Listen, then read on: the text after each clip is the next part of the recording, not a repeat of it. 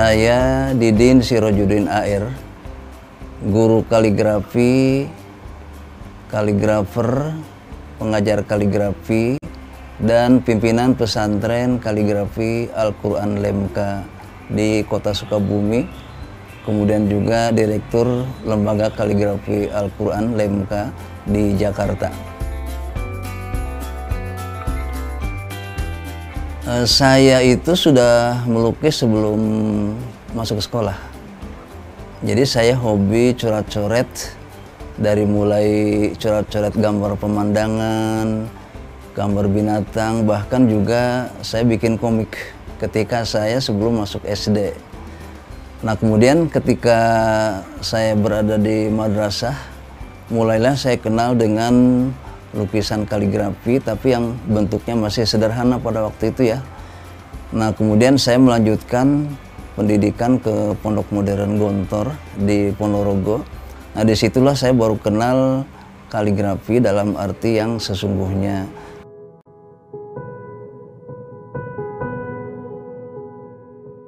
Islam itu juga memiliki seni-seni ya. Jadi ada seni-seni Islam, seperti misalnya seni tari Islami, ada seni musik Islam, ada seni rupa Islam gitu ya, ada nyanyian Islam.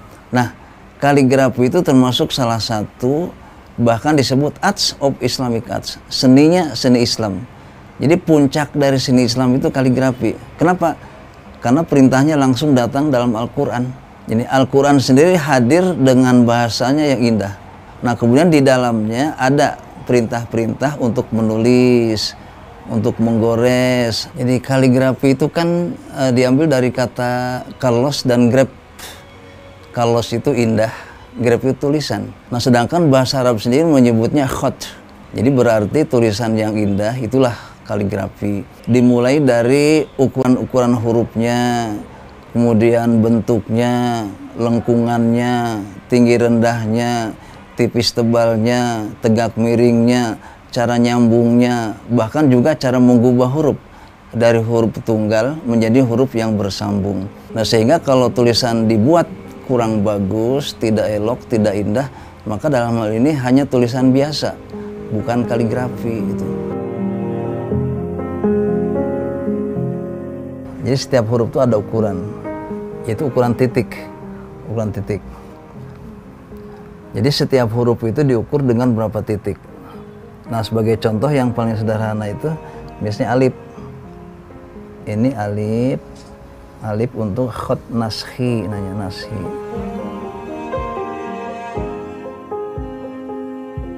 Biasanya para kaligrafer dulu itu belajar kaligrafi itu dari dasar sekali. Misalnya dari huruf-huruf yang paling mudah. Ada alif, lam, kaf, kemudian dilanjutkan kepada huruf sambung, dilanjutkan lagi kepada huruf-huruf yang lebih rumit, ayat Al-Quran dan lain-lain gitu. Di sini setiap huruf yang digores itu memiliki aturannya, yaitu ukuran-ukuran per huruf. Misalnya untuk huruf alif kita buat tingginya itu 5 sampai 6 titik. Nah, kemudian ada huruf yang lengkung, ada huruf yang mendatar. Nah, prosesnya itu memang bertahap. Jadi tidak bisa langsung menggores, langsung jadi.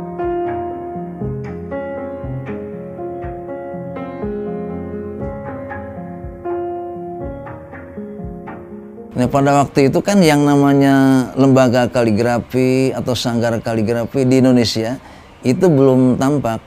Jadi sepertinya masing-masing kaligrafer menulis sendiri-sendiri.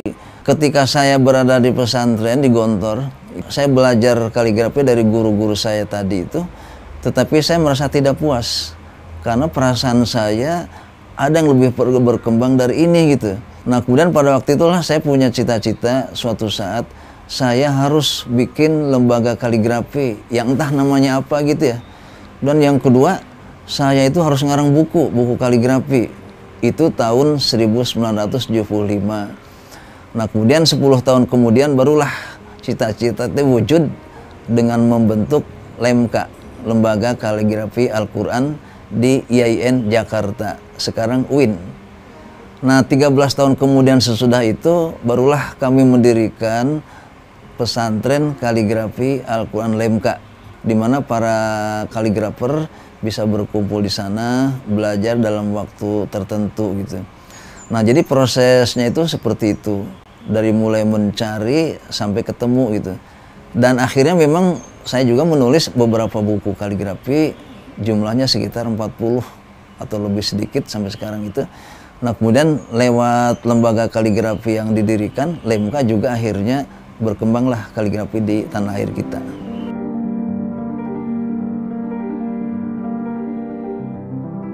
Pada saat LEMKA didirikan, maka kita juga bikin pendidikannya dalam bentuk kursus ya, kursus kaligrafi.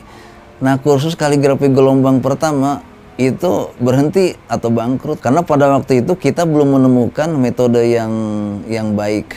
Bahkan termasuk saya sendiri kan, saya ini bukan guru, saya hanyalah seorang seniman atau pelukis yang juga punya hobi berkaligrafi gitu ya. Nah, kemudian pada waktu itu juga masyarakat itu kan belum terlalu kenal dengan kaligrafi, termasuk mereka belum tahu kaligrafi itu untuk apa.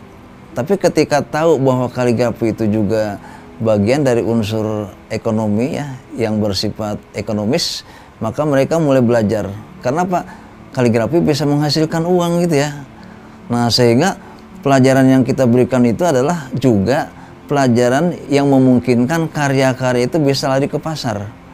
Misalnya buat karya-karya, kemudian kita bawa ke toko-toko atau kita gelar dalam pameran-pameran. Ada juga di antara para peserta LEMKA itu yang bekerja sama dengan Dekranas, Dewan Kerajinan Nasional gitu.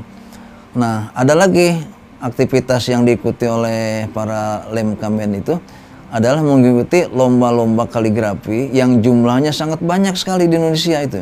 Nah, itulah beberapa dorongan, dan memang kaligrafi itu sendiri adalah berkah gitu ya. Setiap huruf yang digoreskan itu punya nilai pahala. Kan Rasulullah juga menyatakan bahwa siapa yang membaca satu huruf dari Al-Quran, maka dia akan mendapatkan satu nilai pahala kebaikan yang digandakan 10 kali lipat.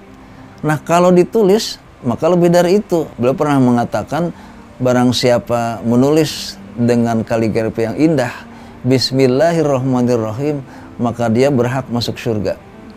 Satu lagi beliau mengatakan, barang siapa menulis Bismillahirrahmanirrahim dan mempercantik tulisannya itu, maka Allah akan mempercantik dirinya. Nah, akhirnya saya tidak mungkin memadamkan semangat yang sudah berkobar-kobar. Akhirnya itulah yang mendorong saya untuk terus tidak berhenti berkarya. Selain saya sendiri sudah bersumpah, jadi apapun saya adalah guru kaligrafi gitu ya. Nah, jadi apapun saya adalah guru khot gitu ya. Kalau orang bilang, oh saya ini bapak kaligrafi, memang saya berusaha untuk memelopori pengembangan kaligrafi di Indonesia gitu, dengan mengajak. Karena kalau mengajak kepada huruf itu juga sama dengan dakwah. Jadi ad-dakwah bil qalam namanya, mengajak dakwah dengan pulpen gitu. Nah, kemudian ada yang bilang, ini maestro kaligrafi nih Pak Didin. Saya juga tidak tahu ya apakah saya di tingkat maestro atau bukan gitu. Yang penting saya berkarya gitu. Ya, terima kasih ada orang yang membuat gelar-gelar segala macam kepada saya. Itu kan panggilan-panggilan dari yang betul-betul cinta kepada huruf Arab yang indah itu sebetulnya gitu.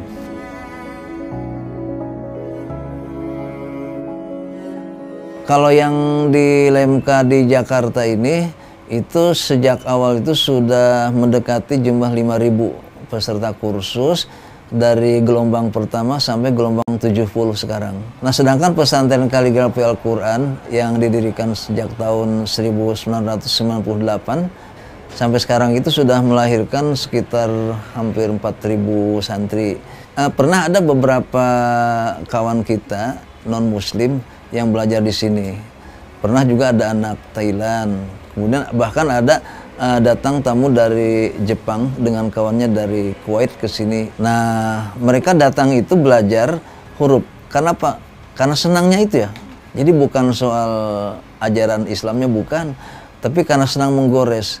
Karena apa? Ya tadi itu, kaligrafi itu kan komersil.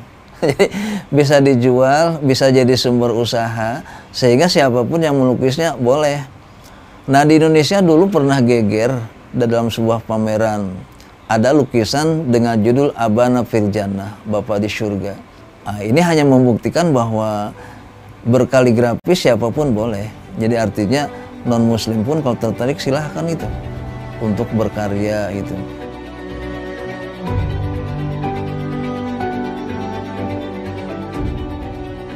Ada keinginan dan puncak dari tujuan kami, tujuan saya, tujuan Lemka apa?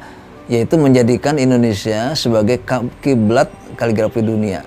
Nah, karena Pak, para kaligrafernya itu sudah selevel dengan kaligrafer internasional. Misalnya di dalam lomba-lomba kaligrafi internasional itu, para kaligrafer kita itu memenangkan kejuaraan, dan itu banyak yang menangkan itu, termasuk dari Lemka.